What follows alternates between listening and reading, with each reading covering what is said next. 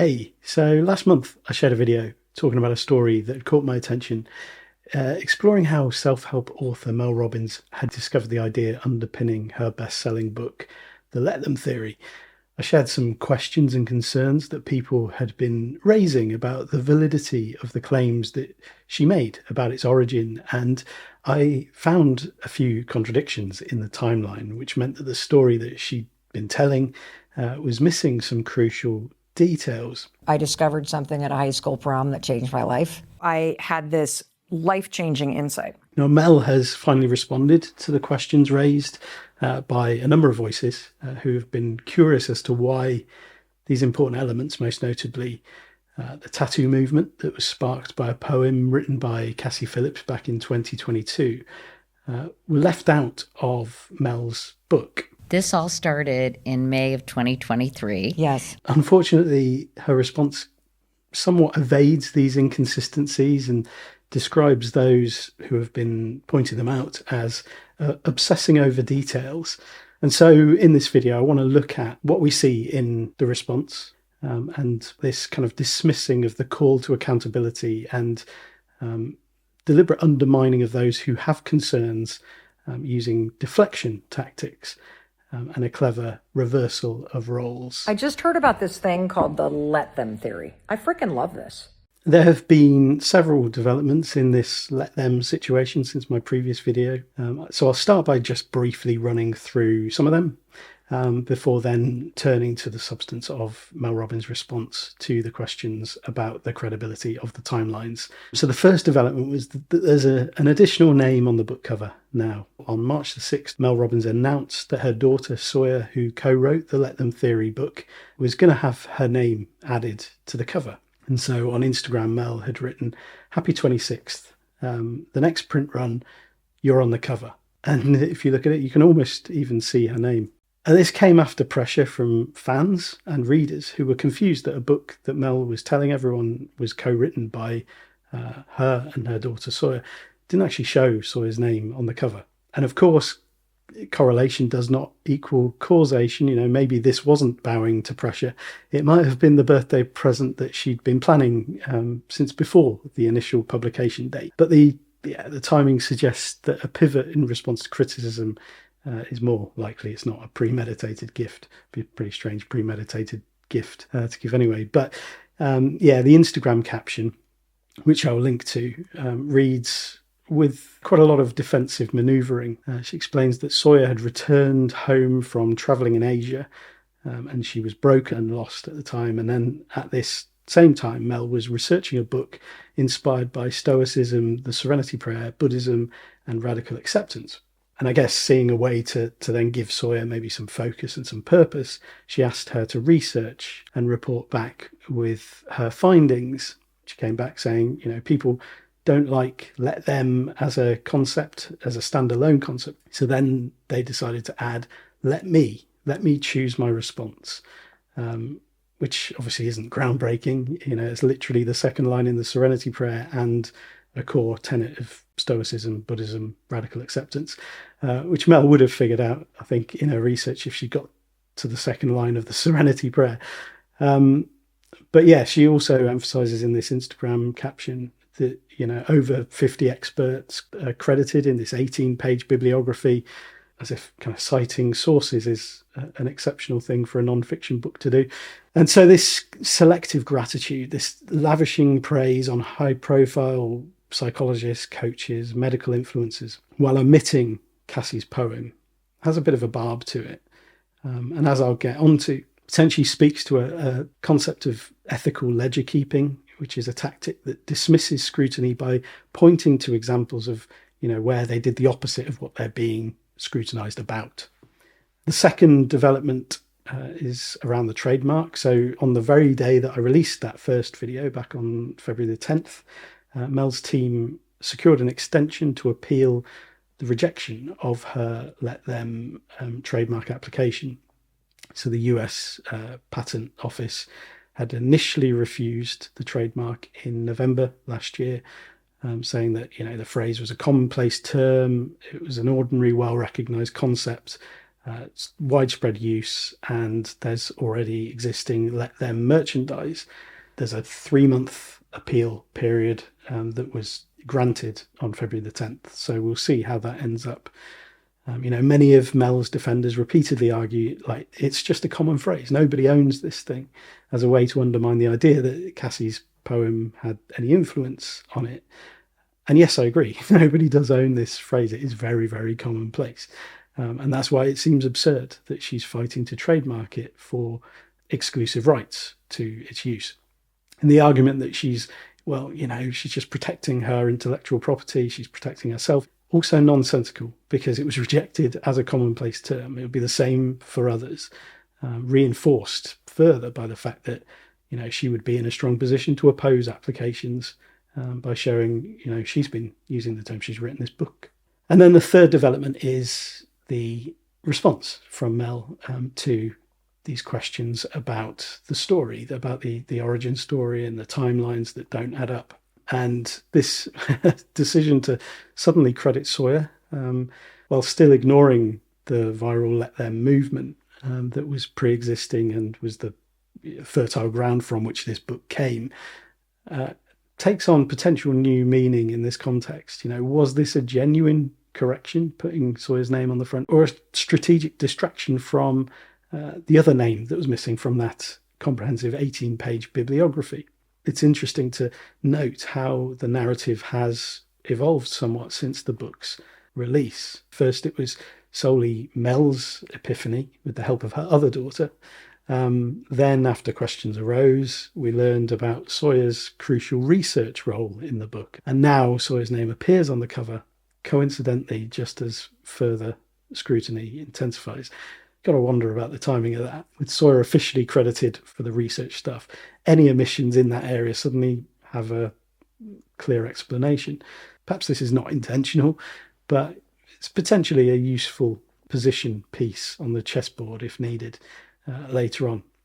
Okay, so Mel finally addressed concerns relating to the holes in the timeline in a New York Post article from March the 12th called "Let Her. Army Wife Claims Mel Robbins Stole Her Idea for Blockbuster Self-Help Book."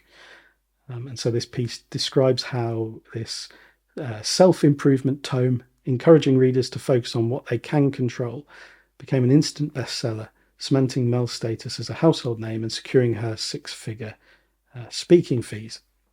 And it also gave Cassie a voice and addressed the significant questions that remain about the origin story that Mel has made central to the branding of this book. And so this is what she said. When asked about the timeline allegations, "People can obsess over any detail, but the facts are simple. I've not seen her poem.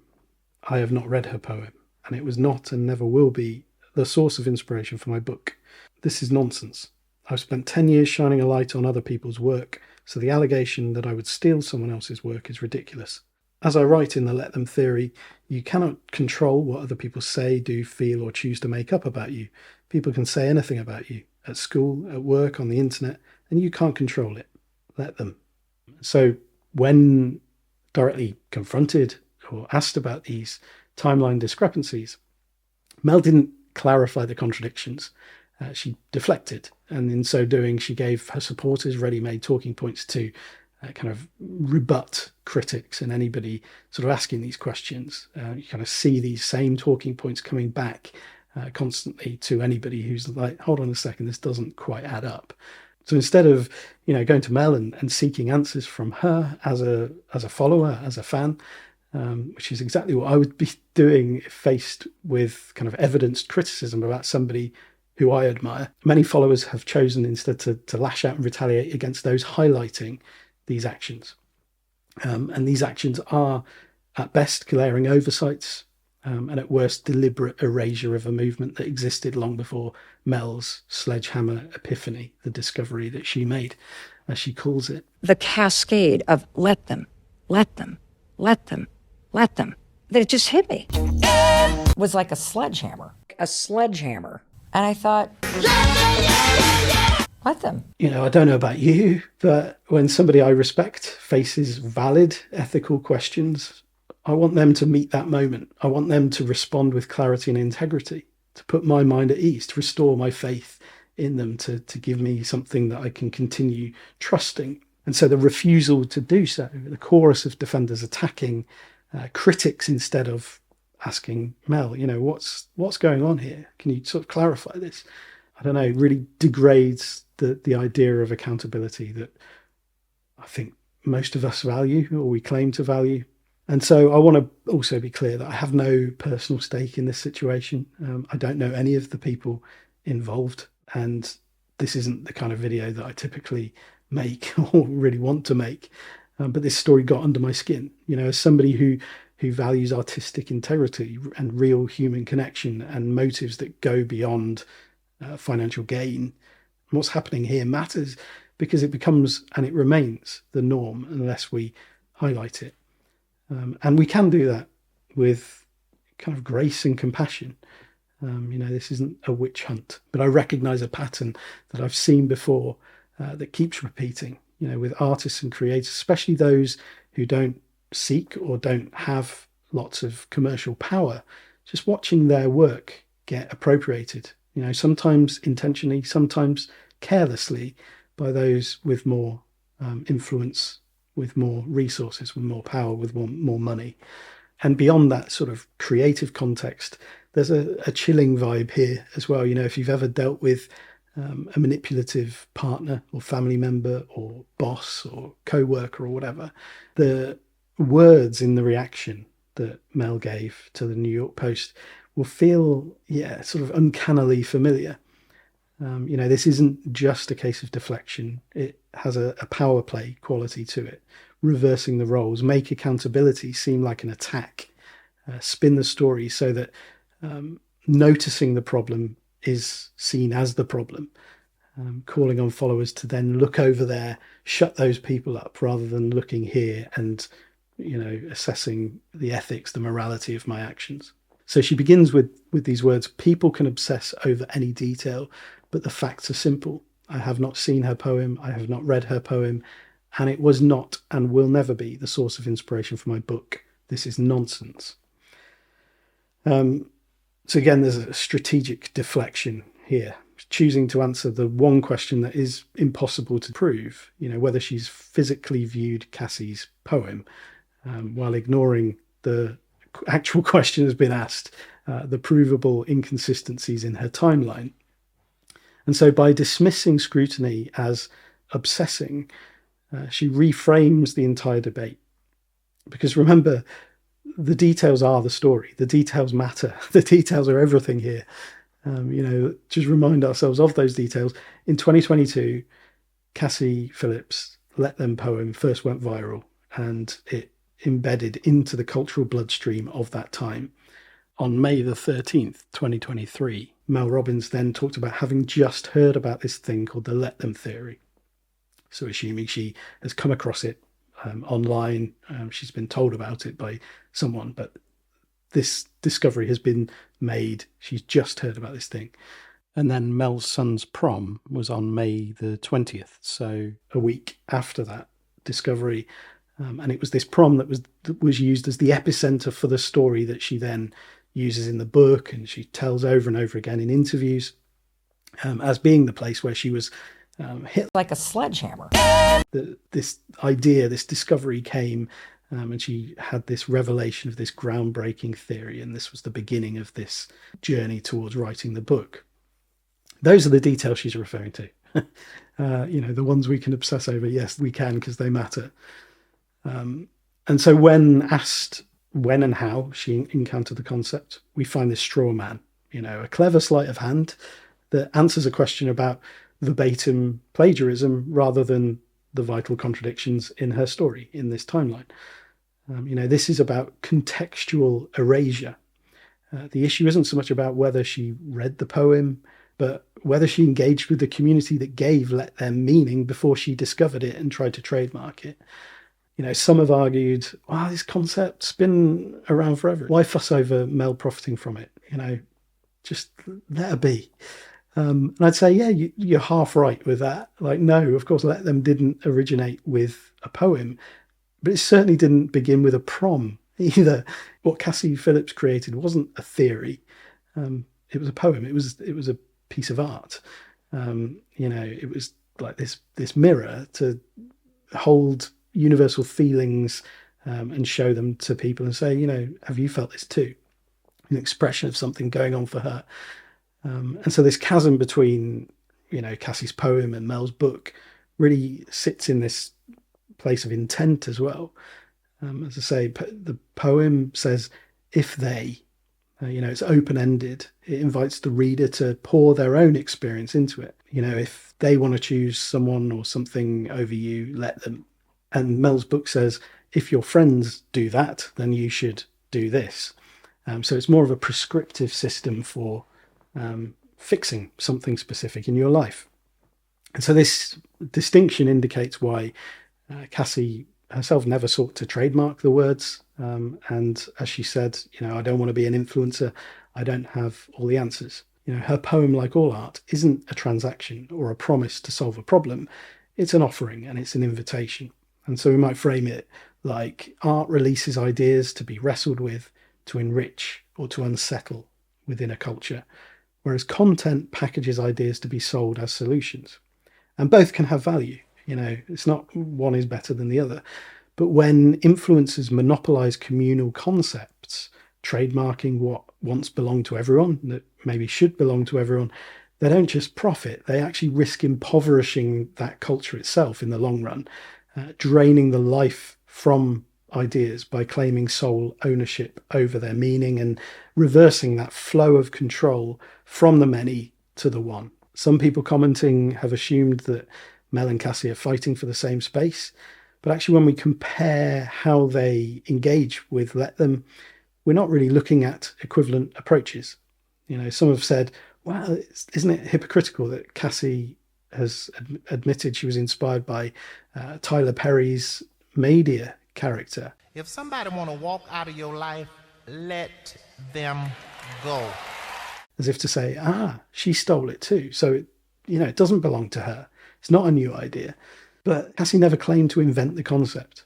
She wrote a poem, she got a tattoo, and then watched as those words, her arrangement of those words caught fire globally, which included finding its way into Mel Robbins' sphere of awareness, where she then went on to just hear about this thing called the Let Them theory. I just heard about this thing called the Let Them theory. I freaking love this. We can be pretty certain that the poem's virality is why those words found their way to Mel and resonated with Mel at that particular moment.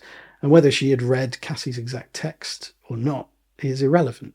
The movement that Cassie sparked is the cultural context that Mel erased with the story that she tried to paint as the truth, as the ground zero of her discovery of this theory. I discovered something at a high school prom that changed my life. And so it's worth just holding the words of the poem or Cassie's, Let Them mantra against the words that Mel shares in that I've just heard about this thing called the Let Them theory reel. If they want to choose something or someone over you, let them. If your friends are not inviting you out to brunch this weekend, let them. If they want to go weeks without talking to you, let them. If the person that you're really attracted to is not interested in a commitment, let them. If they're okay with never seeing you, let them. If your kids do not want to get up and go to that thing with you this week, let them. If they are showing you who they are and not what you perceived them to be, let them. If they are not showing up how you need them to show up, do not try to force them to change. Let them be themselves. Let them show you who they truly are. Because they are revealing who they are to you. Just let them. So the structural similarities, obviously impossible to ignore there, the repetitive phrasing, the cadence. But what's also revealing is the different approaches. Cassie's, I'd say, the poetic, the artistic expression uses these open-ended they that become a mirror for the reader's own experience. You sort of insert yourself into that, and every time you read it, you will probably think of different people, different situations. So this, again, isn't about which approach is more valuable. I think art and self-help serve very different needs, and they have different functions.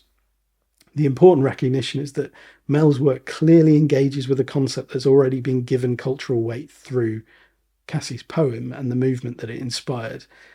She takes the art and she applies it with examples that she knows are going to resonate with her specific audience. She knows who she's talking to. So she knows this idea of friends going out for brunch and, leaving you out. That's probably going to be resonant to a certain proportion of her audience. And so she's kind of used the poem as a placeholder for these specific situations. Another common defense from Mel's supporters cites this idea of simultaneous invention. So it's this phenomenon, this concept where similar ideas are said to emerge independently. So two people might have the same idea at the same time and be completely separate, maybe different parts of the world. But as Sage Justice notes on this, it doesn't apply here because the timeline disproves this. And, call it obsessing over any details if you want, but I would call it scrutinizing the important details of the chronology that has been presented, that we know to be true. This isn't about simultaneous invention. It's erasing context to claim originality after the fact. And as I said in the previous video, I think, there are valid reasons that this might have happened. And it could have started completely by accident. I would certainly accept Mel saying something like, do you know what?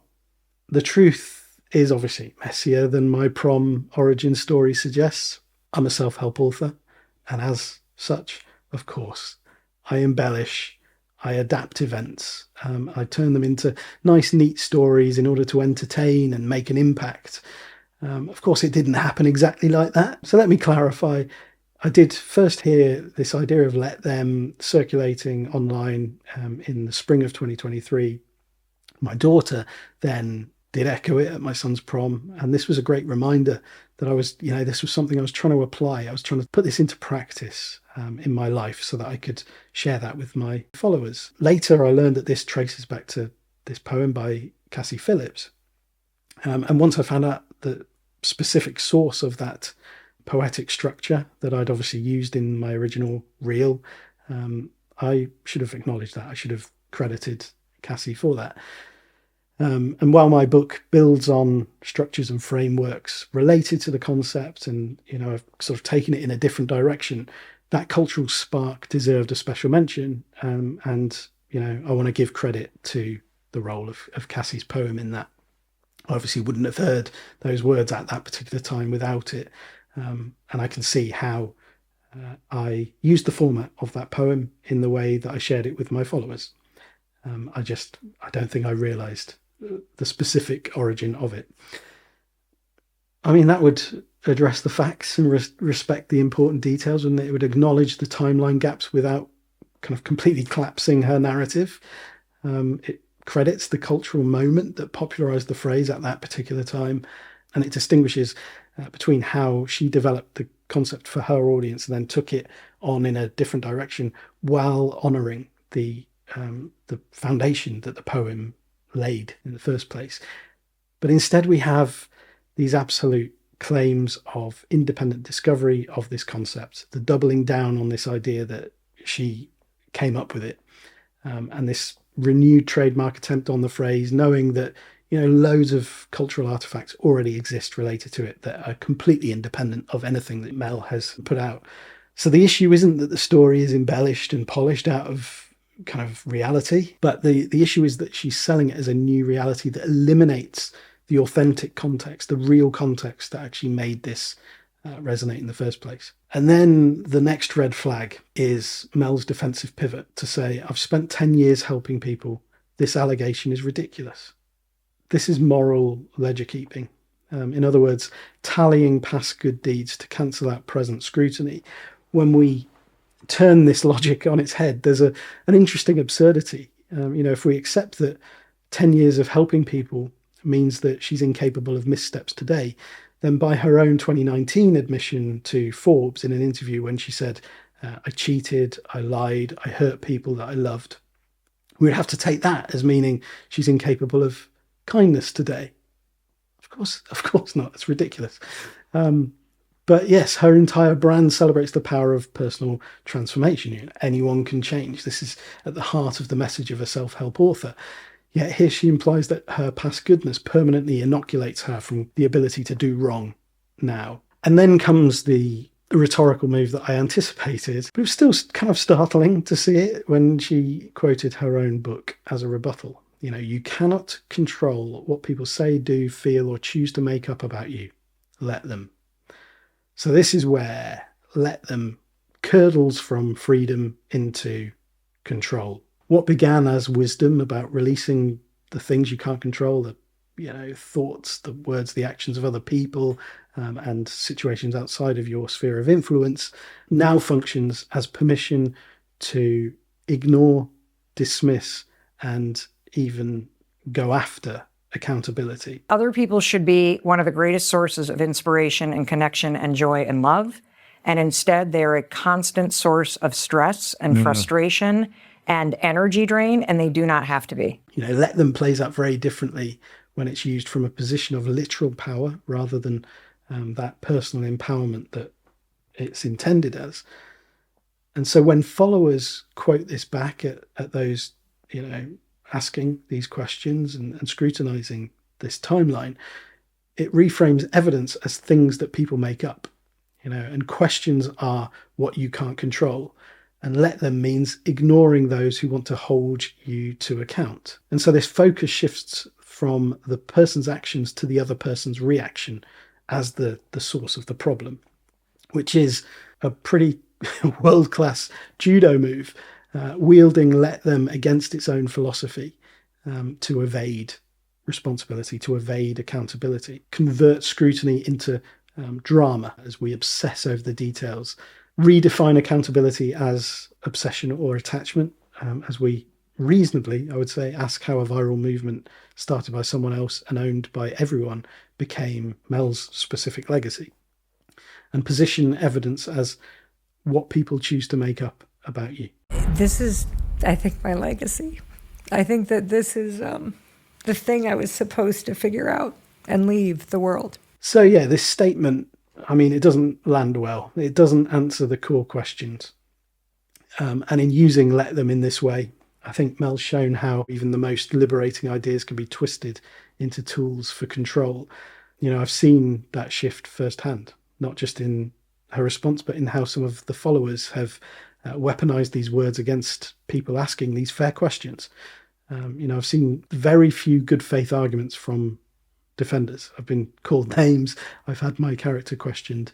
And I've said numerous times that I welcome pushback to this, good faith pushback. If somebody can show me why these timeline discrepancies don't matter, then I would love to hear that. But when somebody says stop obsessing over the details, what they're really saying is stop noticing the cracks.